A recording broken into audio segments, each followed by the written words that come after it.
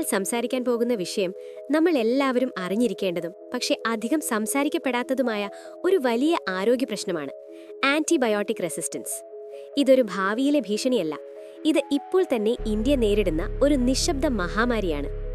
ഒരു കാലത്ത് പനി, അണുബാധ, ചെറിയ ഇൻഫെക്ഷൻ ഇവയെല്ലാം ഒരു ഗുളിക കൊണ്ട് തന്നെ സുഖപ്പെടുമായിരുന്നു.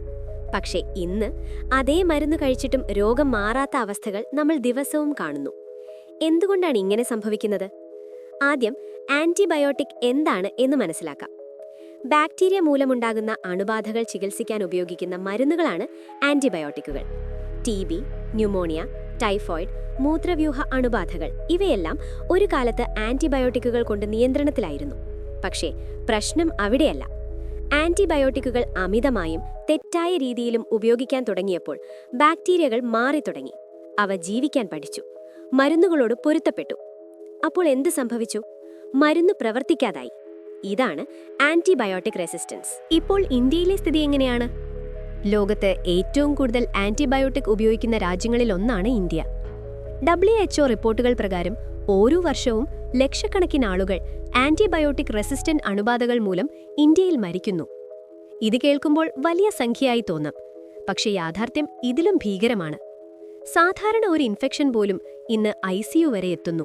ചികിത്സ ചെലവേറിയതാകുന്നു, മരണനിരക്ക് ഉയരുന്നു. ഇതെല്ലാം നമ്മൾ ശ്രദ്ധിക്കാതെ പോകുന്ന ഒരു പ്രശ്നത്തിന്റെ ഫലമാണ്. ഇതിന് കാരണമാരാണ്? സത്യത്തിൽ ഇതിന് ഒരാളല്ല കാരണം, നമ്മളെല്ലാവരും. നമ്മൾ പലരും ചെയ്യുന്നതെന്താണ്? ഡോക്ടറെ കാണാതെ നേരെ മെഡിക്കൽ ഷോപ്പിൽ പോയി ആന്റിബയോട്ടിക് വാങ്ങുന്നു. പനി കുറഞ്ഞാൽ മരുന്ന് പാതി വഴിയിൽ നിർത്തുന്നു. വൈറൽ പനി, ചുമ, ജലദോഷം ഇവയ്ക്കും ആന്റിബയോട്ടിക് കഴിക്കുന്നു. പക്ഷേ ഓർമ്മിക്കണം, വൈറസിനെതിരെ ആന്റിബയോട്ടിക് ഒരിക്കലും പ്രവർത്തിക്കില്ല. ഇതോടെ കാര്യം തീരുന്നില്ല. കോഴി ഫാമുകൾ, മത്സ്യകൃഷി, കന്നുകാലി വളർത്തൽ ഇവിടെയെല്ലാം വളർച്ച വേഗത്തിലാക്കാൻ ആന്റിബയോട്ടിക്കുകൾ അമിതമായി ഉപയോഗിക്കുന്നു. ഈ മരുന്നുകൾ നമ്മുടെ ഭക്ഷണത്തിലൂടെ നമ്മുടെ ശരീരത്തിലേക്ക് എത്തുന്നു. അവസാനമോ, മരുന്നുകൾക്ക് കീഴടങ്ങാത്ത സൂപ്പർ ബഗ്സ്. ഇങ്ങനെ തന്നെ തുടർന്നാൽ ഭാവിയിൽ എന്ത് സംഭവിക്കും? ഒരു ചെറിയ മുറിവ് പോലും ജീവന് ഭീഷണിയാകും. സാധാരണ ശസ്ത്രക്രിയകൾ അപകടകരമാകും.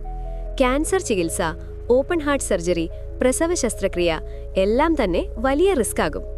പുതിയ ആന്റിബയോട്ടിക് കണ്ടെത്തുന്നത് വളരെ ബുദ്ധിമുട്ടും ചെലവേറിയതുമാണ്. അതിനാലാണ് WHO പറയുന്നത് ആന്റിബയോട്ടിക് റെസിസ്റ്റൻസ് അടുത്ത മഹാമാരിയാകാം. പക്ഷേ നല്ല വാർത്ത എന്തെന്നാൽ ഇതിനെ നമുക്ക് തടയാം. അതിന് വലിയ കാര്യങ്ങൾ വേണ്ട, ചെറിയ ഉത്തരവാദിത്തങ്ങൾ മതി. ഡോക്ടർ നിർദ്ദേശിച്ചാൽ മാത്രമേ ആന്റിബയോട്ടിക് കഴിക്കൂ. നിർദ്ദേശിച്ച ദിവസങ്ങൾ മുഴുവൻ മരുന്ന് തീർക്കുക. വൈറൽ രോഗങ്ങൾക്ക് ആന്റിബയോട്ടിക് ആവശ്യപ്പെടരുത്. മറ്റൊരാളുടെ മരുന്ന് നമ്മൾ കഴിക്കരുത്, നമ്മുടെ മരുന്ന് മറ്റൊരാൾക്ക് കൊടുക്കരുത്. ഇവ ചെറിയ കാര്യങ്ങളാണ്, പക്ഷേ വലിയ മാറ്റം സൃഷ്ടിക്കും. ആന്റിബയോട്ടിക്കുകൾ ഒരു അമൂല്യമായ വിഭവമാണ്. അത് ദുരുപയോഗം ചെയ്താൽ നഷ്ടം സംഭവിക്കുന്നത് നമ്മൾക്ക് തന്നെ. ഇന്ന് നമ്മൾ എടുത്ത ചെറിയ തീരുമാനങ്ങൾ നാളെയുടെ ആരോഗ്യത്തെ നിർണ്ണയിക്കും. ഈ വീഡിയോ ഉപകാരപ്പെട്ടെങ്കിൽ ദയവായി ഇത് മറ്റുള്ളവരിലേക്കും എത്തിക്കാൻ ശ്രമിക്കൂ. കാരണം ആന്റിബയോട്ടിക് റെസിസ്റ്റൻസ് എല്ലാവരുടെയും പ്രശ്നമാണ്. നന്ദി.